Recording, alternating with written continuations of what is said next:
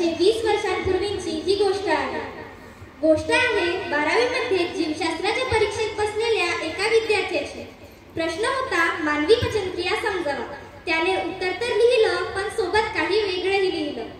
महोदया, पचनक्रियेच्या प्रश्नाचं उत्तर हे अपचणारं आहे. कृपया मला माफ करा. जसं अपेक्षित होतं तसा विद्यार्थी नापास झाला. फक्त एक वेळा नाही तर अनेक वेळा.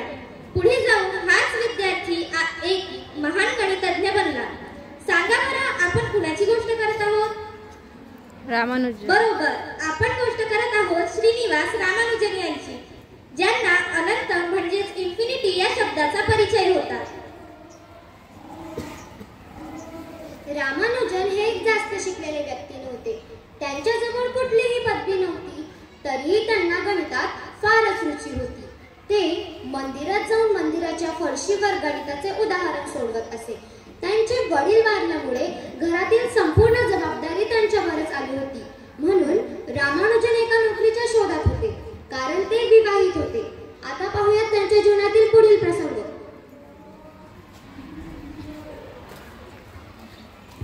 नोकरीच्या शोधात ते एका ठिकाणी एका व्यक्तीकडे जातात आणि आपले गणितीय शोध दाखवतात. तो व्यक्ती एक इंग्रज असतो.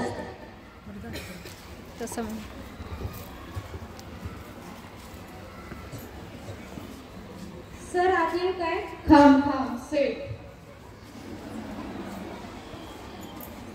सर, मी नोकरीच्या शोधात आलोय. मला नोकरीची गरज आहे. मी तुम्हाला नक्की शिफारस देईन. सर, माझ्याकडे रेकमेंडेशन आहे, शिफारस आहे. मला नोकरीची खूप गरज आहे. मला नोकरी हवी आहे. हे बघा माझे गणितीय शोध.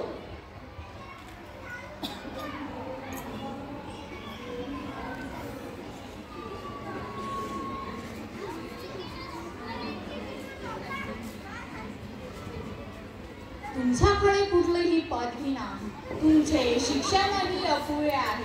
मग मी तुम्हाला कशी नोकरी देऊ? Sorry. Okay, thank you sir. Ramanujan जवळ बुद्धिमत्ता असून त्यांना नोकरी मिळत नाही. कुटुंबाचे पालनपोषण कसे करायचे या चिंतेत ते पडतात. रामानुजन विचार करतात, देवा, मला माझ्या कुटुंबाचा सांभाळ करायचा आहे. मला पैशाची खूप गरज आहे. माझ्याकडे कुठलीही पदवी नसल्यामुळे मला कोणीही नोकरी देत नाही. दुसऱ्या दिवशी दुसऱ्या व्यक्तीकडे जातात. ते त्यांचे शोध एका नारायणा नावाच्या व्यक्तीला दाखवतात. हे बघा नारायण सर, माझे गणितीय शोध.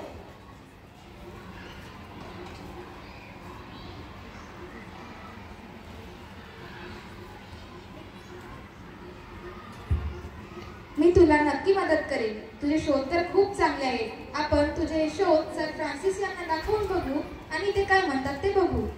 ठीक आहे. त्यांचे शोध पाहून नारायणना प्रभावित होतात व ते त्यांना सर फ्रान्सिस यांच्याकडे घेऊन जातात.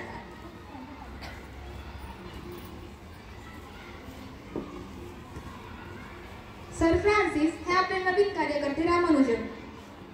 असं वाटतं की हा कुठला तरी गल्लीतला आहे, याला घेऊन जाईल. सर, मी तुम्हाला आता दिसताना फक्त एक काचेचा तुकडा दिसतोय, पण तुम्हाला लवकरच कळेल मी काचेचा तुकडा नाही तर हिरा आहो. Let's see. रामानुजन असे बोलतात कारण त्यांना त्यांच्या गणितावर स्वतःवर खूप विश्वास असतो. त्यांना ती नोकरी मिळते. रामानुजन, रामानुजन, रामानुजन. काय झालं सर? हे काय करतोस? मी तुझ्याशी बोलतोय. सर, मी आपल्या दुकानाचे हिशोब लिहत आहो. तू यात अबॅकसचा उपयोग का नाही करत? सर, हे तर काहीच नाही. मी यापेक्षा जास्त वेगाने माझ्या बुद्धीचा वापर करून गणिताचे मापन करू शकतो. तू तर खूप हुशार आहेस. मग तू हे साधारण माणसाचे वही खात्याचे काम का करत बसलायस? अस्तित्व तुझ्यासारख्या बुद्धिवराकडून मोठ्या शोधाची वाट बघत आहे. ठीक आहे सर, मी प्रयत्न करेन. तेवढ्यात सर फ्रान्सिस आत येतात व म्हणतात, रामानुजन, काय झालं सर? मी तुझ्या कामाचा अभ्यास केला आणि मला तुझे ते काम या दुकानापर्यंत सीमित न ठेवता सर्व जगाला परिचित करायचे आहे. जर तुझे हे काम सर्व जगाला परिचित झाले तर जगाला एक मोठा गणितज्ञ मिळेल. जे तू काही गणिताचे शोध लावले आहेत ते आम्हाला कळत नाही. तू हे गणिताचे शोध घेऊन परदेशात जायला हवे. परदेशात जाण्यासाठी मी तुझी मदत करेन. ठीक आहे सर, मी प्रयत्न करेल. धन्यवाद. रामानुजन ही गोष्ट त्यांच्या आई व पत्नीला सांगतात.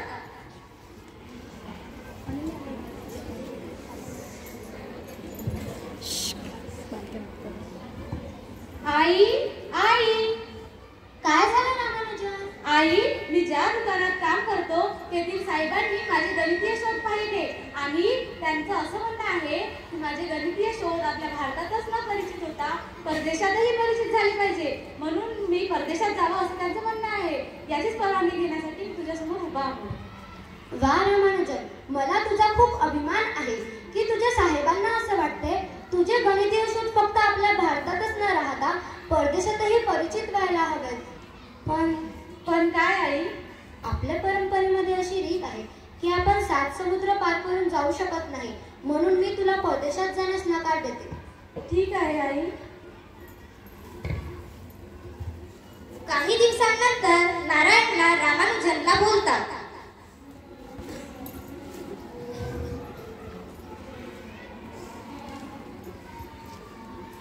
रामानुजन, तुझा जन्म हे सर्वसामान्य माणसाचे काम करण्यासाठी नाही तर गणितात मोठी क्रांती घडवून आणण्यासाठी झाले आहे. म्हणून तू तुझ्या कामाची प्रतिक्रिया मला दे. ते मी इंग्लंडचे मोठे गणितज्ञ G.H. हार्डी यांना देतो. ते काय म्हणतात ते बघू. ठीक आहे, हे घ्या.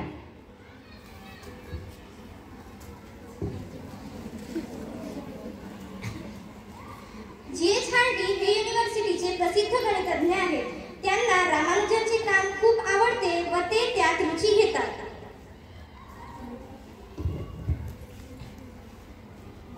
सर, आत येऊ काय? Yes, come in.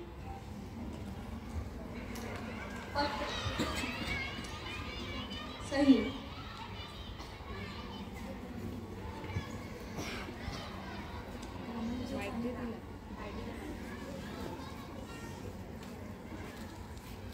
G.H. Hardy त्यांना इंग्लंडला कामासाठी बोलवण्यासाठी पत्र पाठवतात.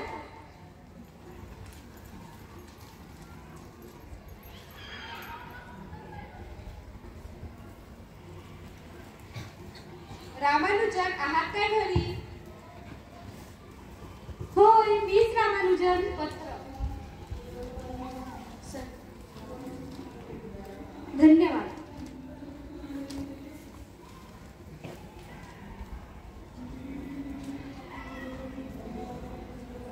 रामानुजनचा त्यांच्या पत्नीसोबत संवाद होतो.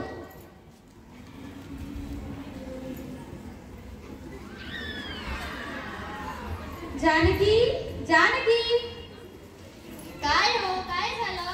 जानकी, हे बघ, मला हार्डी सरांचं पत्र आलेलं आहे. आता मला माझे गणितीय शोध सिद्ध करण्यासाठी लवकरच परदेशात जायला हवं. आहो, जर तुम्ही 7 समुद्राच्या पार गेला तर आपल्यासोबत कोणी बोलणार नाही, आपल्यासोबत नातं सुद्धा ठेवणार नाही. भविष्यात जाऊन आपल्याला मुलं झाले त्यांच्यासोबत लग्न सुद्धा करणार. कोणी बोललं नाही, कोणी नातं ठेवलं नाही तर काय झालं? तू बोलशील ना? हो, मी बोलेन ना. आता मला परदेशात जायचं आहे तर माझे केस कापावे लागेल. माझे केस कापून घे.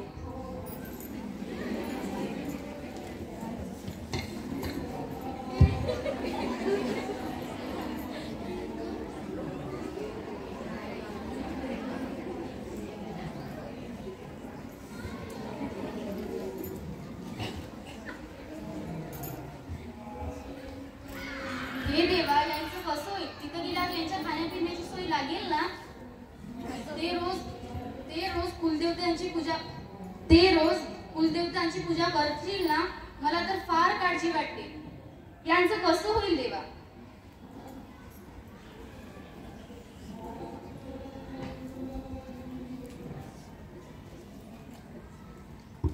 जानकी, तुला तर हो म्हटलं. मोठा प्रश्न आहे आपल्या आईला समजवायचा. चल, दोघे मिळून आपण आईला समजूया.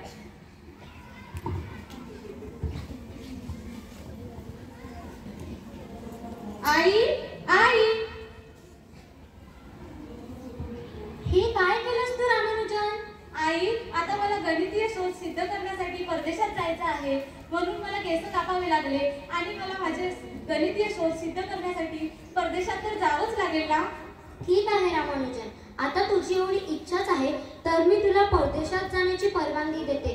पण हो, तू तिकडे गेल्यावर आपली दररोजची कुलदेवतांची पूजा आणि आपली संस्कृती विसरू नकोस. आणि हो, आपले अन्नही अशुद्ध करू नकोस. नाही करणार आई. नमस्कार करते. यशस्वी हो.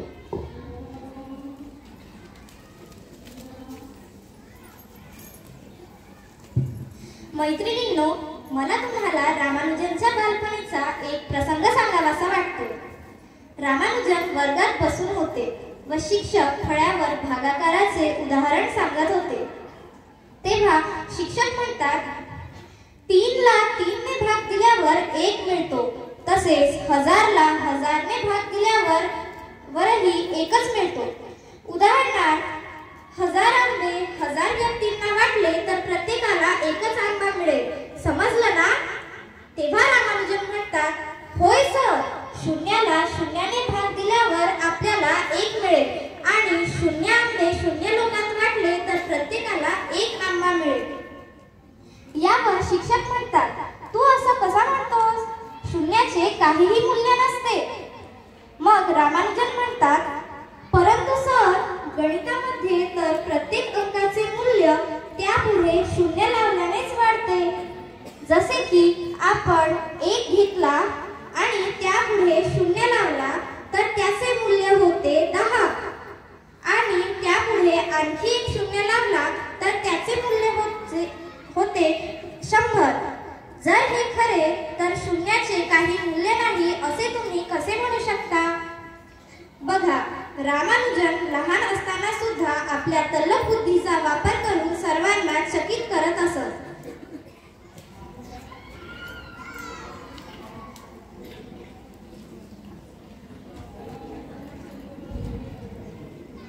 रामानुजन परदेशात जातात, परंतु तेथील प्राध्यापकांना असे वाटते की ती सर्व प्रतिलिपी खोटी आहे, कारण त्यांच्याकडे त्या प्रतिलिपीचा कुठलाही पुरावा नसतो.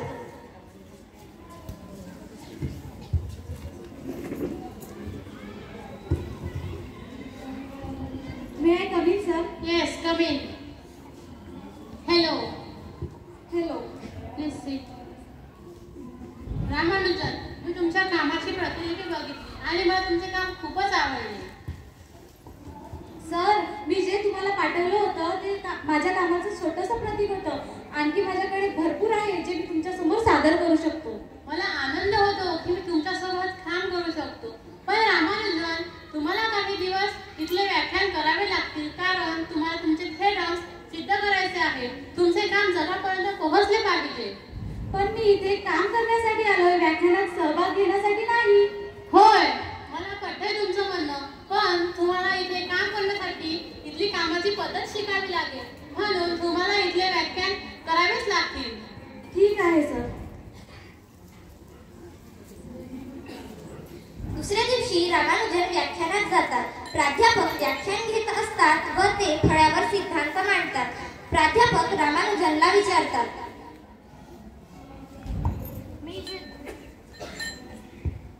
मी जे तुम्हाला सांगतोय ते तुम्हाला कळत आहे का? हे रामानुजन, मी तुला म्हणतोय, तुला समजत आहे का? होय, मला समजत आहे. तुला बाकी सगळे नोट्स काढत आहे आणि तू का बरं नोट्स काढत नाहीये? कारण ते मला आधीच समजलं. तुला जर एवढंच समजत असेल तर मला हा सिद्धांत सोडवून दाखव.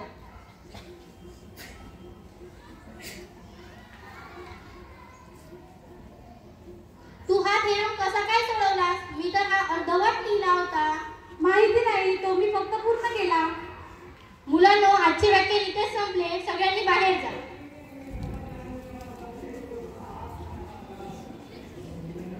हे रामानुजन, यू स्टॉप. तू स्वतःला खूप शहाणा समजतोय काय? एका गणिताचं उत्तर काय दिलंस? तू तर हवेतच उडू लागलास. मला तुझं तोंडही दाखवू नको. इथून निघ. अहो पण सर, मी केलं तरी काय? तुम्ही मला म्हणून राहिले माझं तोंडही दाखवू नकोस. You don't be over smart. चल निघ इथून. Get lost. रामानुजनला हे ऐकून खूप वाईट वाटते. ते घडलेला सर्व प्रसंग जी.एच. हार्डिंगना सांगतात. May I come in, sir? Yes, please take a seat. Sir, मी आज व्याख्यानात गेलो होतो तेथील प्राध्यापक फळ्यावरती शिकवत होते. बाकी विद्यार्थी नोट्स काढत होते. मी नोट्स काढत नसल्यामुळे त्यांनी मला रागावलं आणि म्हणाले, तुला एवढंच समजत असेल तर मला हे गणित सोडून दाखव. त्यांनी अर्धवट थेरम फळ्यावरती लिहिला आणि तो मी थोड्याच वेळात पूर्ण केला. तर त्यांनी माझी इन्सल्ट केली. जो थेरम सोडवायला मला प्राध्यापकांना 8 स्टेप लागत होते, तो थेरम मी पहिल्या, तिसऱ्या आणि 8व्या म्हणजे 3 स्टेपमध्ये पूर्ण केला. खूप वाईट झालं तुझ्यासोबत. पण मला सांग, जो थेरम प्राध्यापकांनी तुला फळ्यावर खरा लावला होता, तुला कसा काय आला? माहिती नाही, ते माझ्या डोक्यात आपोआप आले. पण मला हे कळत नाही की आपण पुरावा शोधण्यासाठी आपला वेळ कशाला वाया घालवत आहोत. माझ्याकडे सूत्रे आहेत, थेरम्स आहेत. मी तुझे काम बघू शकतो आणि मला त्याची जाणीवही आहे. पण तुझे थेरम समजण्यासाठी व समजवण्यासाठी पुरावा लागतो, जो तुझ्याकडे नाही. चल, मी तुला काहीतरी दाखवतो. जी.एच.आर.डी. त्यांना ग्रंथालयातील न्यूटनची काही पुस्तके दाखवतात. हे बघ, हे न्यूटनचं पुस्तक. यात असलेल्या प्रत्येक गोष्टीचा पुरावा आहे, सखोल माहिती आहे. पण तुझ्या पुस्तकाचा पुरावा नाही, सविस्तर माहिती नाही. आणि मला विश्वास आहे, जर तू त्याचे डिटेल्स लिहिले, पुरावा लिहिला, तर तुझे पुस्तक सुद्धा इथे राहील. तसं पुराव्याचा मिनिंग हा होतो. जसं की तू एखादा थेरम सोडवला, तर तुला त्याचे स्टेटमेंट द्यायला लागेल की जे तू हे केले, हे का केले आणि त्याचे कारण काय. तरच हे जग, हे गणित तज्ञ तुझ्या कामाला एक्सेप्ट करतील. तू ते करू शकतो कारण तुझे ते केले. पण दुसरे तेव्हाच करेल जेव्हा त्याचा प्रॉपर प्रूफ असेल, डिटेल्स असेल. ठीक आहे सर, मी याबद्दल प्रयत्न करेन. जी.एच.आर.डी.चे म्हणणे रामानुजनला पटते व त्यानंतर त्यांचे गणितीय शोध प्रसिद्ध होतात. सगळे सुरळीत चालू असताना दुसरे महायुद्ध सुरू होते. युद्धाच्या दरम्यान रामानुजन बरोबर योग्य व्यवहार होत नाही. शिवाय लोकल पोलीस सुद्धा त्यांना मारहाण करतात. तरीही रामानुजन प्रामाणिकपणे आपले गणितीय काम सुरूच ठेवतात. हळूहळू रामानुजनची तब्येत बिघडतच जाते. ते डॉक्टरांकडे जातात. बापरे, अशक्तपणा जाणवतोय, डॉक्टरांकडे जायला हवं.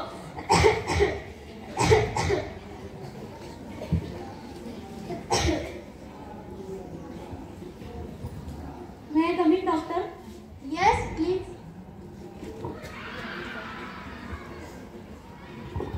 काय झाले तुम्हाला? मला खूप दिवसापासून खोकला आणि अशक्तपणा जाणवतोय.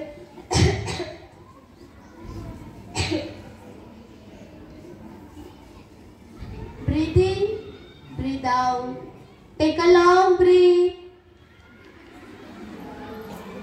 रामानुजन, मी तुम्हाला काही मेडिसिन्स लिहून देत आहे, तुम्ही त्या घ्या. आणि मी तुम्हाला काही टेस्ट देत आहे, तुम्ही त्या घ्या आणि मला त्याचे रिपोर्ट्स आणून द्या. ठीक आहे.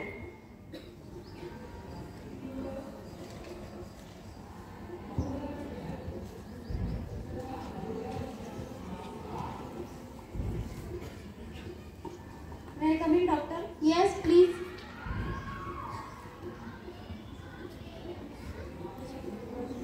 रामानुजन, तुम्हाला क्षयरोग म्हणजेच ट्युबरक्युलोसिस झालेला आहे. मी तुम्हाला काही मेडिसिन्स लिहून देते, तुम्ही ते घ्या आणि काळजी घ्या.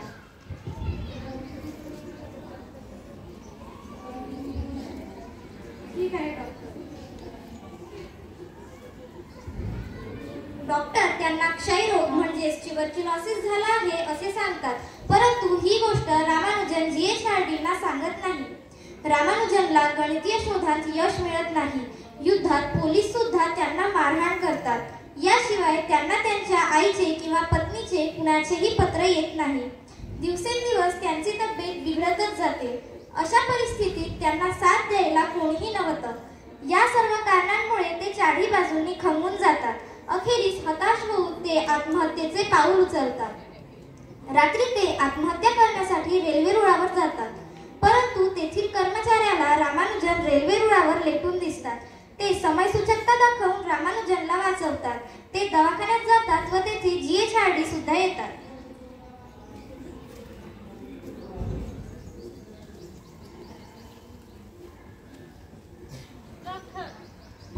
डॉक्टर, काय झालं यांना?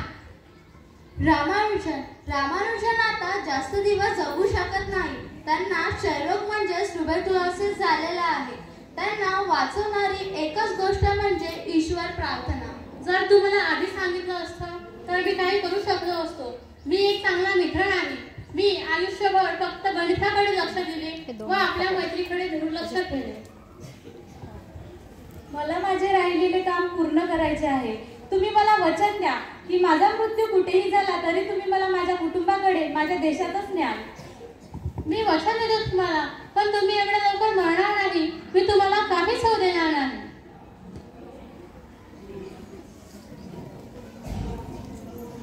आता G.H. हार्डिंगना सुद्धा माहित होते की रामानुजनला क्षयरोग म्हणजेच ट्युबरक्युलोसिस झालेला आहे व ते आता जास्त दिवस जगू शकणार नाही.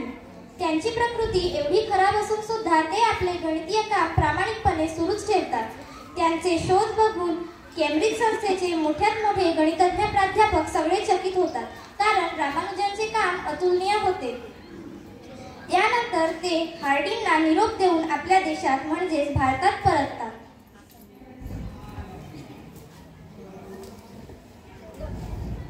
चला G.H. हार्डिंग, पुष्कळ दिवस झाले आपल्या भारतात नाही परतलोय, कुटुंबाला नाही भेटलोय.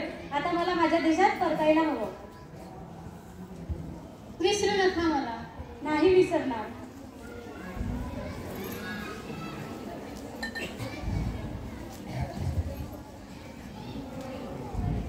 मायदेशी परतल्यानंतर त्यांना आनंद होतो, पण ते अस्वस्थच असतात.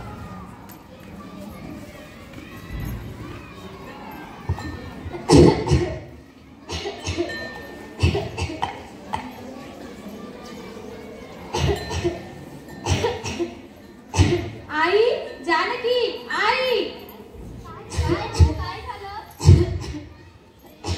काय झालं शांत व्हा. काय झालं तुला रामानुजन? मला कसं तरी अशक्तपणा जाणवतोय. आई, तुला ज्योतिषशास्त्र येत होतं ना ग? मग तू मला सांगितलं का नाही माझं जीवनकाल कमी आहे म्हणून? आणि जानकी, मला तुझ्यासोबत आणखी खूप वर्ष संसार करायचा होता.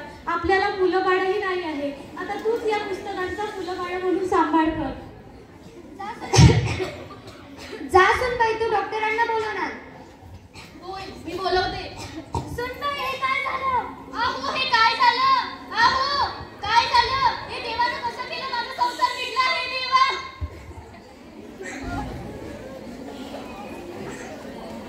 भारतात परतल्यानंतर काहीच दिवसांनी त्यांचा मृत्यू होतो. ही दुःखद बातमी G.H. हार्डिंगना कळल्यानंतर ते खूप दुःखी होतात. मी G.H. हार्डिंग. एकदा मी रामानुजन यांना भेटायला हॉस्पिटलमध्ये गेलो. ते अत्यंत अशक्त आणि आजारी होते. मी G.H. हार्डिंग त्यांना म्हणालो, रामानुजन, आज मी तुम्हाला अत्यंत बोरिंग क्रमांकाच्या टॅक्सीने भेटायला आले. रामानुजननी मला विचारले, कोणता तो क्रमांक? मी सांगितले 1729. रामानुजननी मला सांगितले 1729 हा बोरिंग क्रमांक कसा काय? हा दोन लहान प्रकारे व्यक्त होणाऱ्या संख्यांच्या घणांची बेरीज आहे. It's a sum of cube of two number. It's a sum of cube of two number. Ramanujan हा नंबर सामोर जाऊन हार्डी रामानुजन म्हणून ओळखला जाईल. रामानुजन अशक्त आणि आजारी असतानाही त्यांचा मेंदू फक्त गणित आणि गणितच सोडवत होता. जणू काही गणितच त्यांचे ऑक्सिजन आहे. I will miss you Ramanujan for ever.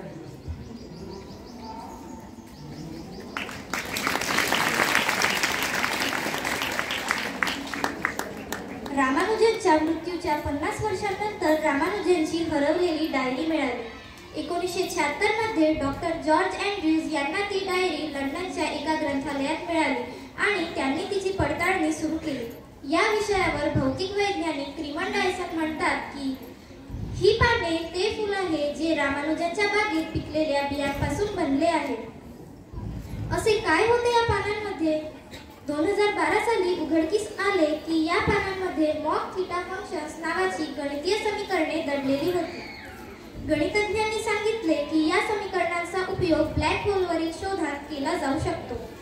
American गणितज्ञ केन ओनूने यावर म्हटले की 1920 मध्ये रामानुजनने ही समीकरणे तयार केली जेव्हा ब्लॅक होलबद्दल कोणी ऐकलेही नव्हते आणि आता त्यांचे हेच कार्य ब्लॅक होलचे रहस्य उलगडण्यास मदत करू शकते. याशिवाय या समीकरणांचा उपयोग सिग्नल प्रोसेसिंग आणि इंटरनेटला अधिक सुरक्षित बनवण्यासाठीही केला जाऊ शकतो. धन्यवाद.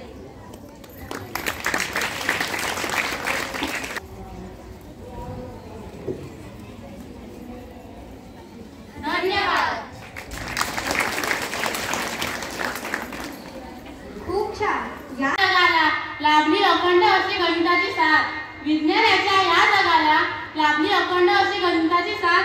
म्हणूनच तर आपण पाहत आहोत विकसित झालेल्या नव्या युगाची पहाट, विकसित झालेल्या नव्या युगाची पहाट. सेकंड, श्वासात गणित, ध्यासात गणित, आयुष्याच्या प्रत्येक वळणावर गणित, जगाच्या प्रत्येक कानाकोपऱ्यात गणित. म्हणूनच तर आपण आजचा दिवस साजरा करत आहोत गणित. बांधायची असेल सुखाची पहाट, बघायची असेल सुखाची पहाट, मैत्रीशी बांधायची असेल यशाची गाठ, तर भरा गणिताचा हात. जर गणित असेल तुमचा नसाल तर कोणी तोडणार नाही सुखाची तुमची गाठ. हो, जिंदगी की यही है हकीकत, सुबह से शाम होती है मैथ की जरूरत. जिंदगी में होती है किसी की हार किसी की जीत, जिंदगी में होती है किसी की हार किसी की जीत. मैथ से सबसे इंटरेस्टिंग चीज, क्योंकि मैथ से जिंदगी की सही रीत. इतिहासात इसवी सन लक्षात ठेवण्यासाठी गरज असते गणिताची, भूगोलात तापमान मोजण्यासाठी गरज असते गणिताची. मग सांगा बरं कुठे गरज नसते गणिताची? विद्यार्थी बनवतात गणिताला शत्रू, विद्यार्थी बनवतात गणिताला शत्रू, पण गणिताशिवाय काहीच नाही हे नका विसरू. समजाल तर सोपे नाही तर कठीण असे स्वभाव द्यायचे, समजाल तर सोपे नाही तर कठीण असे स्वभाव द्यायचे. सारे जग ओळखे ज्याला गणित नाव त्याचे, गणित नाव त्याचे. रामानुजन नाव ज्याचे, रामानुजन नाव ज्याचे, गणिताच्या क्षेत्रात मोठे वर्चस्व द्यायचे. मास्टर ऑफ इन्फिनिटी म्हणून ओळखे जग जसे, अशा गणित तज्ञाला शत शत प्रणाम माझे, शत शत प्रणाम माझे.